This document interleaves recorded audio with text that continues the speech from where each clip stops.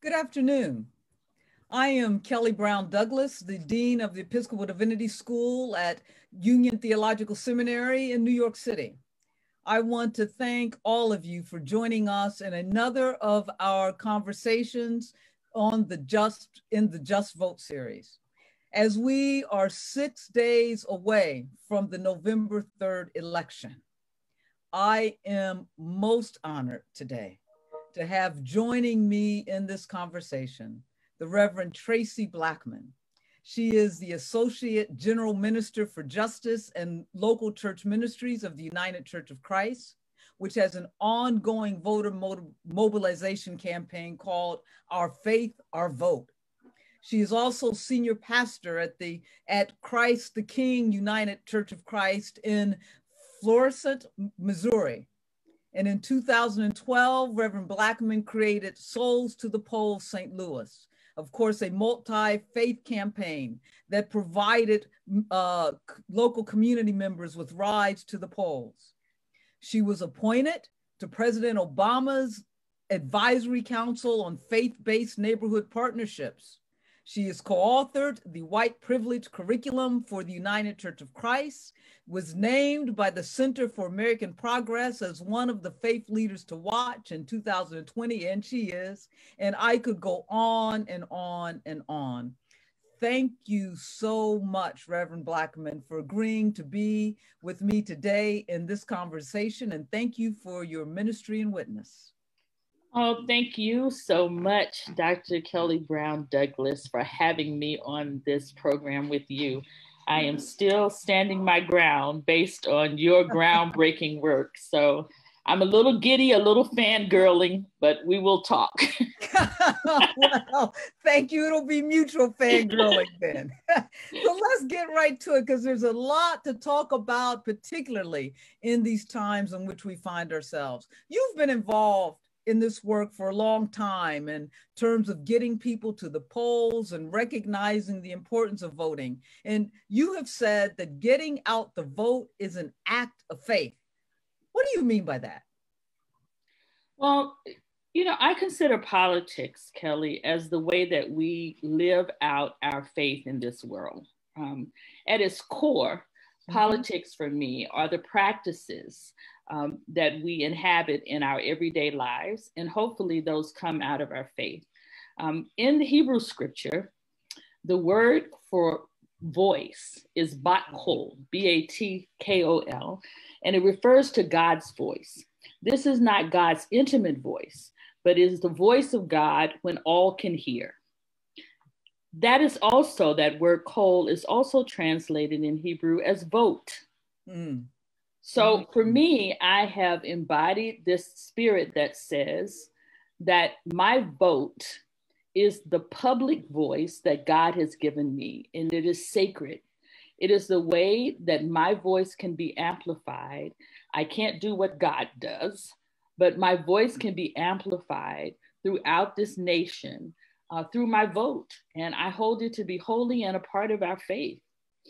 So you say that our voice in this regard has to be heard, that the voices of the faithful, and you have put it this way, must ring through the halls of Congress. And you talk about our vote in terms of voting faithfully, right?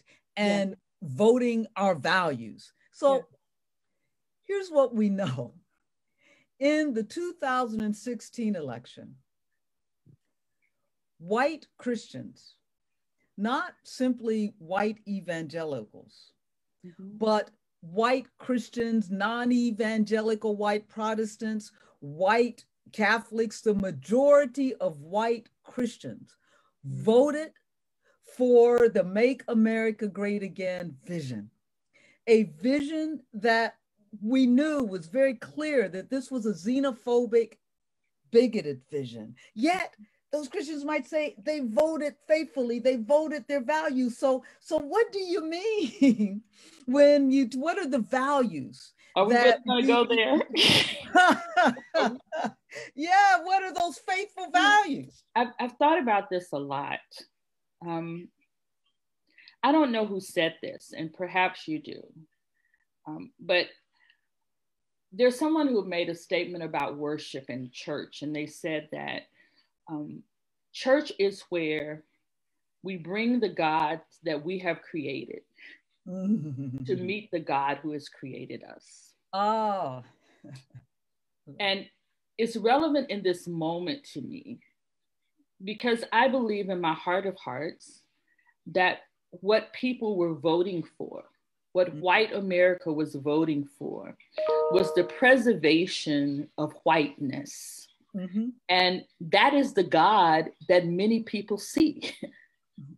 This God of supremacy, this God of whiteness. It was the same theological premise that allowed for a religious document to undergird the doctrine of discovery, that allowed for the annihilation of indigenous people in this land, that allowed for churches to be built in the middle of slave castles and people worshiped their God while they were enslaving other human beings of a different skin color. It is this God that people fear losing, this God that is preferential to white skin and to white ways of life. And in some ways in this country, that has become so infused with America that it is hard to tell the difference. Yeah. And yet, for 8 years prior to that 2016 election, they had to wrestle for the first time with leadership in this country that was not white, with a president that was not white. And I believe that it struck, it agitated and struck some deep held sentiments that were then cloaked in religion. And just as we did with the doctrine of discovery, just as we did with slavery, just as we've done with other oppressive measures that we've done, we cloaked in religion, in religious rhetoric, the ability for people to do what they need to do to preserve whiteness and still stay holy.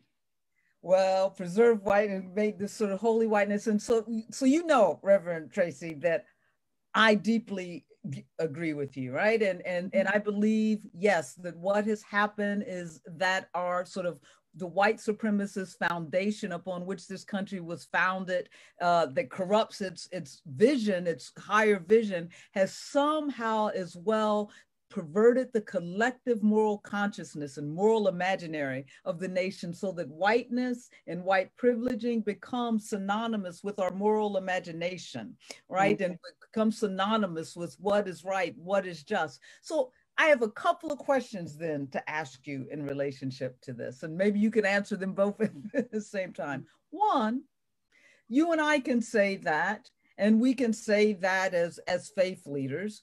And so the first question is, what becomes the role of faith leaders? But perhaps preceding that, there will be others that are listening and that will say, well, wait a minute.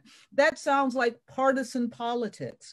And faith leaders are not supposed to be engaged in partisan politics. What is your response to that?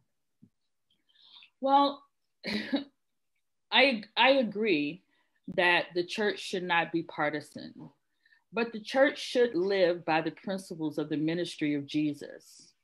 And so when partisan gets defined as wanting people to have health care, then I have to go with Jesus.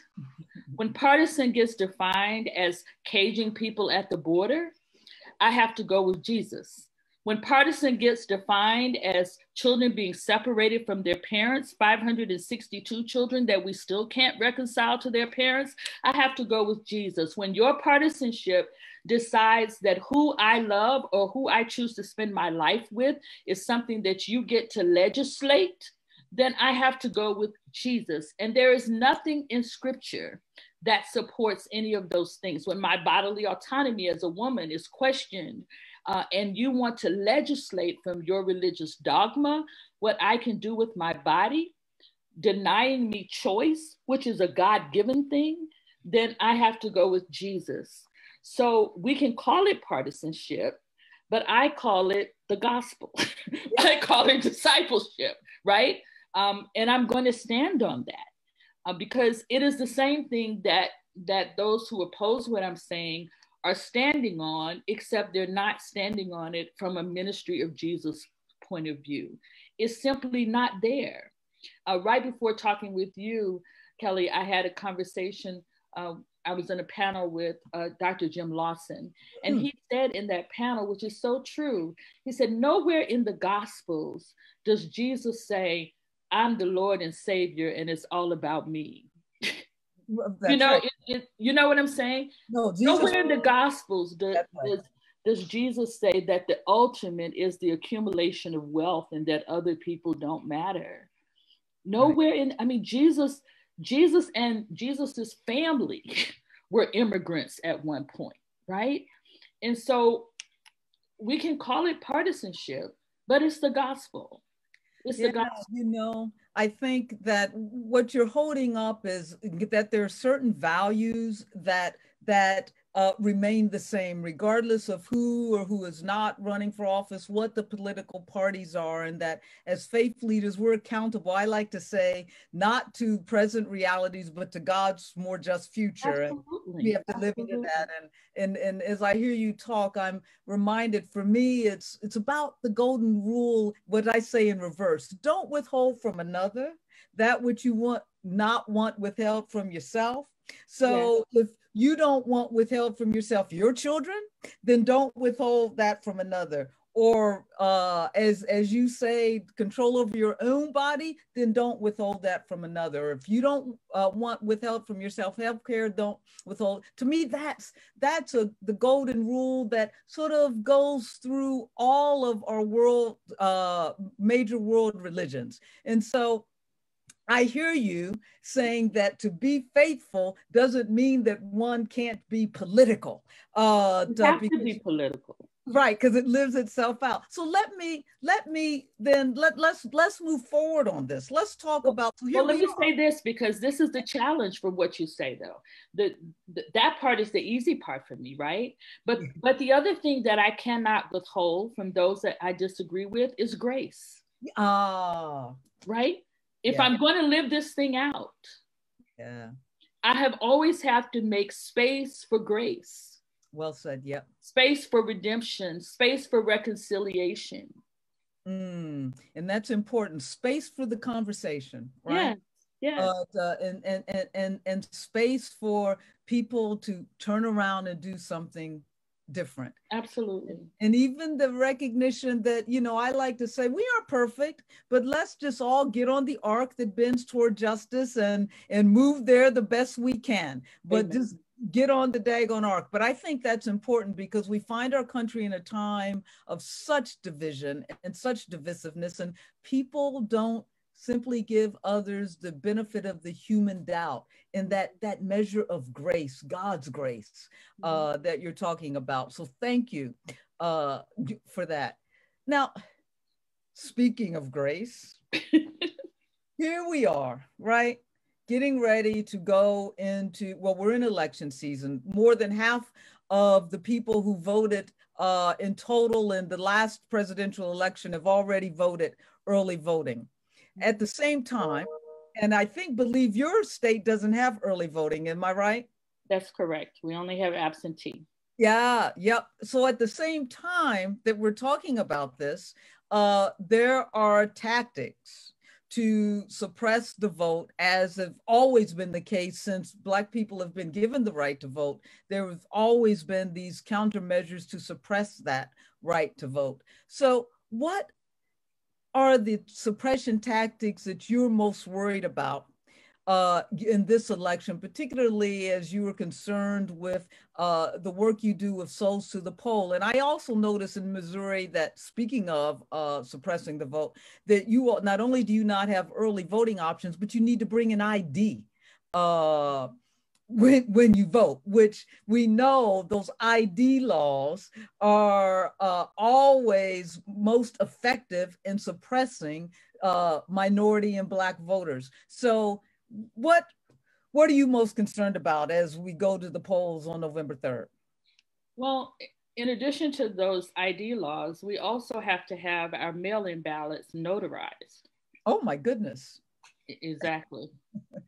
And one might say, Well, that's so that there won't be any fraud. But the reality is data proves that voter fraud is almost negligible, right? And requiring people in communities that are marginalized to have something notarized means that they have to first go and find a notary. They have to pay for that service. It's a barrier instead of an enhancement to voting.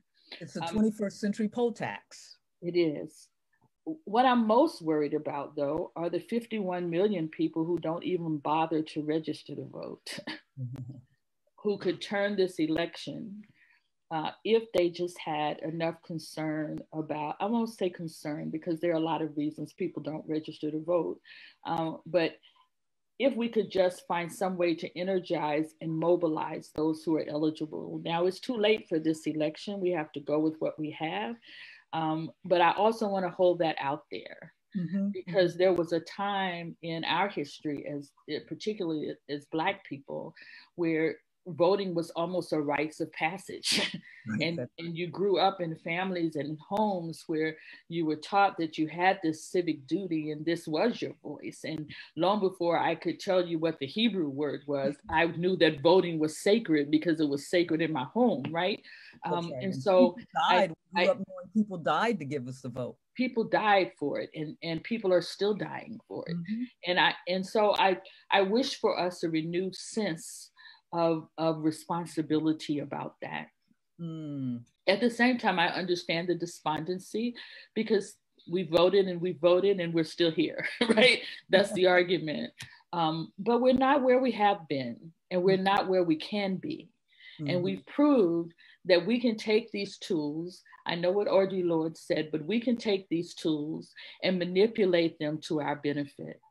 At this moment, I'm most worried about mobilization. Registration is over at this season for this particular election. But registration has never been really the problem. It's the follow through. It's getting people to the polls and mobilization. You mentioned our Souls to the Polls effort. That was a nonpartisan effort that turned out to be such a powerful witness of transformation and discipleship for the people who participated in that. It was resisted a lot at first, Kelly, because I felt very strongly that we needed to do it without outside money or political donations from any candidates or any PACs. I believe that it is the church's responsibility to help mobilize the vote. And so we had all these churches get on board. We scheduled our own church buses, our own church vans. We had cycles. The Urban League let us do a phone bank there. We had people registered to pick up.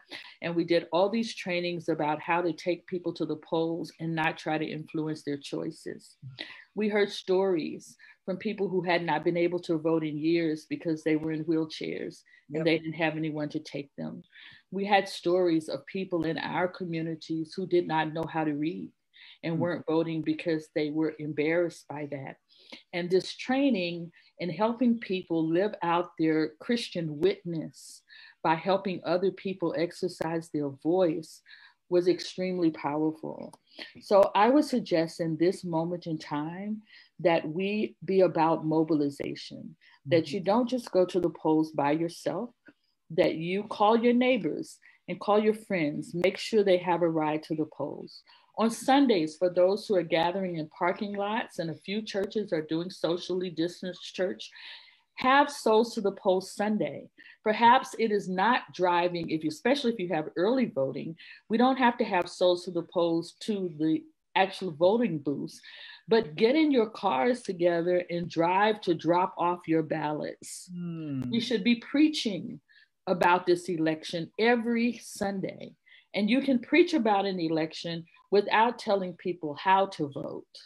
You know, my favorite thing to say to people is vote your principles. Whatever your faith says, you know, I'm good with that. Whatever your faith says, if you can match it up with Jesus, all I'm asking you to do is vote what you preach, vote what you teach, vote what you say. And those are the places that I'm most worried. I'm most worried about mobilization. For those among us who may be listening, who want to do something on election day, was going to ask. There are all kinds of efforts to have people be a faithful presence at the polls. That does not mean that you have the authority to resist, those designated people there. But if you're clergy, certainly put your collar on and go to the poll.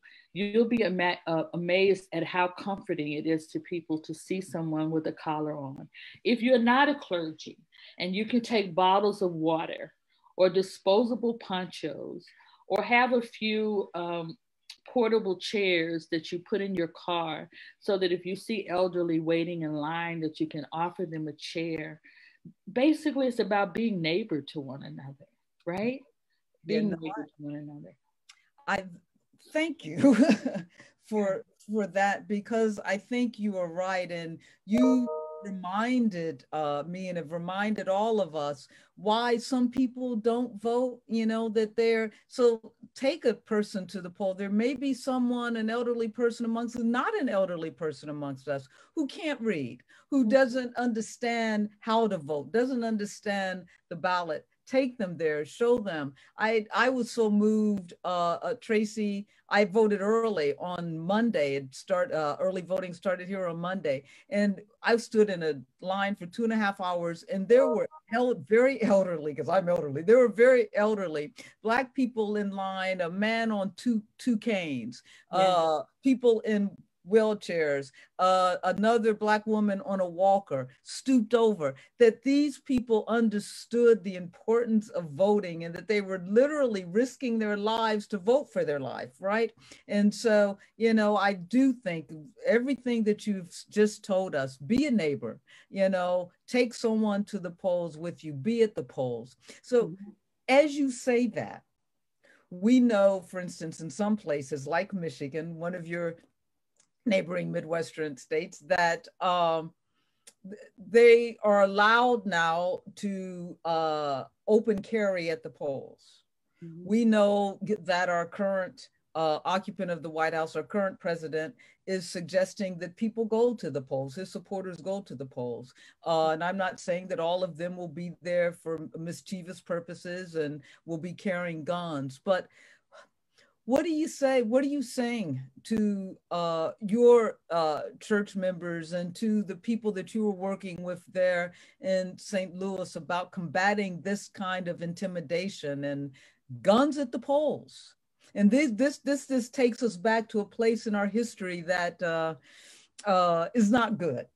It is not good, and I'm laughing internally, Kelly, because if you'd asked me this question 3 days ago, I would tell you that I was saying you gotta bring some to get some. That's where I was going, right? Not clergy at all. It's like, if that's where you want to go, we can go there. Well, and there are some Black groups doing that, right? There are some that are doing that, but I got this call from one of the elders, Ruby Sales. You might know Ruby. Oh, Sales. Yes, indeed. She was a graduate of EDS. Yep. Ruby, I called her Queen Mother Ruby, and she chewed me out for about an hour about something I said, and reminded me that the stories we know are not the only stories, and that we must count the cost of our words and count the cost of our strategies, and that people of color, particularly Black people, have never won because our might was the strongest, our physical might, but our mental strategies and our minds are what people fear the most.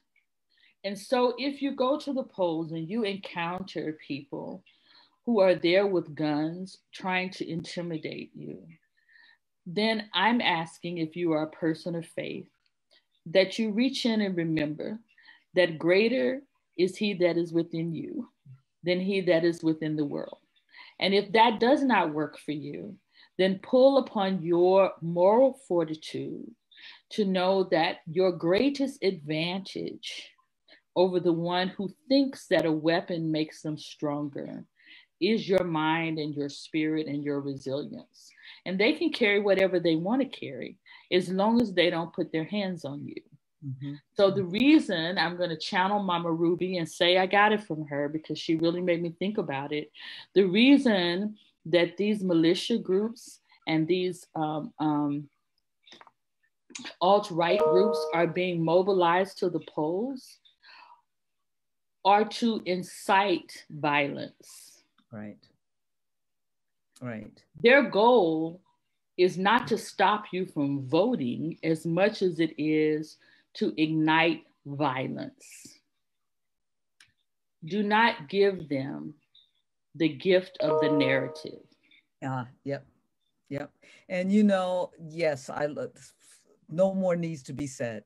No more needs to be said. And I think, you know, that all of these intimidation tactics, as these voter suppression tactics, you know, I try to remind people that if your vote didn't matter, they wouldn't be out there. they wouldn't be out there. And so, you know, and it takes us back to where you began. I mean, our vote is our voice, and that is sacred. The late Congressman John Lewis said, "Vote like you've never voted before, because your vote is sacred." And so I like what you say. If we remember that, even in the face of what one may encounter at the polls, then, you know, live into the sacredness of the vote that you're trying to make. And that means, you know, as Michelle Obama said, when they go low like that, we got to go high. But to me, that going high is indicative of a greater power that we've always had, that has gotten us to this point where we can vote. And let's remind people also that if you get to the polls and they say you're not eligible to vote, do not leave the poll. Yeah, vote. Call and check for yourself. Do not take anyone's word for it. And sometimes the people who make mistakes are not trying to prevent you from voting. They literally are making a mistake. They've been there all day, or they don't know the process. But you know if you've been going to this precinct for years, and so you should be able to vote this time. Do not leave without voting. And you can make a provisional vote, at least turn in a provisional vote. ballot, and then trace that ballot and see what happens to it. Oh my goodness, Traci, we could go on, and we are coming at the end of our time. Already? Already, I know, I've got so much. So what this means, and see, I'm going to say for all Facebook Live to hear, you've got to come back. Oh my gosh. Because really, the second part of our conversation has to be what happens after November 3rd. And you have led us there in this conversation, because November 3rd, while that vote is important, it's only the beginning of what we have to continue to do as clergy persons. So I want to ask two last questions. And the first one is, tell us about the most memorable experience that you had in terms of voting. Was it your first time voting, or what that experience was? Okay. My most memorable experience really is not mine. It was when we did Souls to the Polls, and one of my members came back from taking someone to the polls. And when they picked up this person, he was blind and was not very comfortable with people going into the booth with them. But because of the rapport they built in the car, asked the driver to go in with them. And when they got into the polling booth, the person was going to vote for some candidates that my member didn't want them to vote for, right? And they couldn't say anything. And they came back to me and said, "Pastor, you know, all this church must be working, because he was blind and he wouldn't have known if I put the wrong name in there." But I just couldn't do it, because we were here as disciples. And I laugh every time I think about that, because that's what community means to me. That's what it means to me. That's a good story. And it reinforces what you said. You know, our going to vote is just the first step. We have to help someone else vote. And so that's who we are. That's what it means to take care of your neighbor. So what do you want to leave us with? I want to remind your listeners that this election is not like our normal, typical elections. That in reality, we are not going to have an election day. We're going to have an election season. Yeah. And one of the ways that partisanship shows up is that many people in the Republican Party are going to vote in person. That is their habit. That is their direction. Many people in the Democratic Party have already begun voting, are voting by mail, and in some states, you can vote by mail up to Election Day. We likely will not know the results of this election on November 3rd. If they announce the results on November 3rd, it is likely that all the votes have not been counted. Keep the faith and be patient. If it takes us until the 6th, if it takes us until the 7th, it does not matter. Every vote must be counted because every vote is sacred. So don't get upset because of the rhetoric that comes our way on November 3rd. Just know it's not over until it's over. Wait for every vote to be counted. Reverend Traci Blackmon, I fangirl you. I'm fangirling still. Thank you so much for your voice, your witness, and really your wisdom. And we will have you back and continue our work and our partnership together. And please, those who are listening, heed her voice, heed her wisdom, and most of all, go vote and take someone with you. Thank you. Thank you.